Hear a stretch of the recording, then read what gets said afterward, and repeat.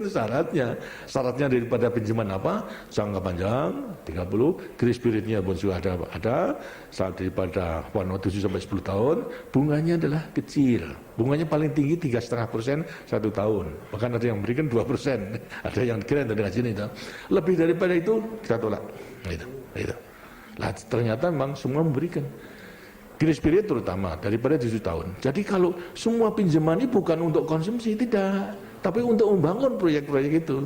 Sehingga proyek itu selesai 3 tahun misalnya, grace period 7 tahun, belum waktunya kita membayar, sudah bisa menikmati hasil daripada proyek itu 4 tahun. Sehingga kemudian ya pada saatnya kita bayar ya bisa kita.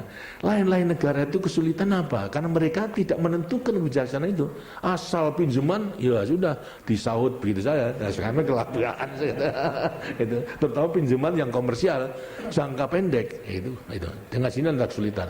Hanya Indonesia yang kemudian akhirnya lantas kemudian dalam rangka non-blok semua minta supaya Indonesia membagi pengalaman dalam soal memanage, mengelola daripada pinjaman yang kita berikan, terutama negara-negara yang kesulitan itu. Ini juga antara lain yang kemudian diterima oleh negara-negara berkembang daripada kita memberikan pengalaman kepada negara-negara dalam cara mengelola itu. Dan sama sekali tidak ada ikatan. Sampai kepada akhir-akhir ini akan dicoba-coba oleh Belanda dalam rangka memberikan pinjaman, kemudian lantas syaratnya mengenai soal hak asasi dan sebagainya. Sorry, lebih baik terima. Terima itu, karena kita harus konsisten itu. Karena masalahnya apa?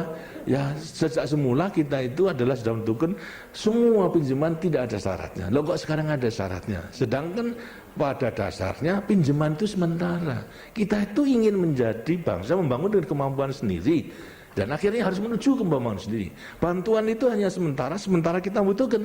Kalau sudah membutuhkan, kita tidak ingin menjadi bangsa yang menerima bantuan, tangannya di bawah. Tapi kita ingin menjadi bangsa yang tangannya di atas untuk memberikan bantuan kepada negara-negara lain. Dan itulah kita buktikan sekarang. Walaupun kita masih demikian, sudah membantu pada negara-negara lain. Umpamanya misalnya soal beras. Dalam rangka polisi beras, kita melewati KUD, kita menentukan floor price, harga yang terendah bagi petani.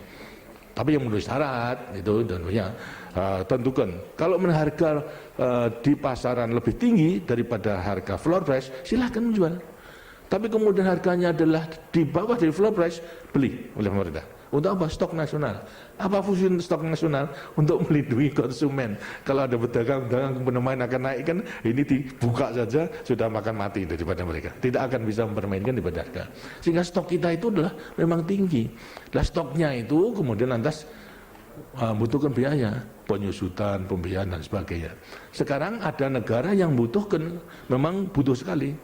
Nah, terpaksa mau beli, tidak punya uang, ya pinjam, ya baiklah saya pinjamin.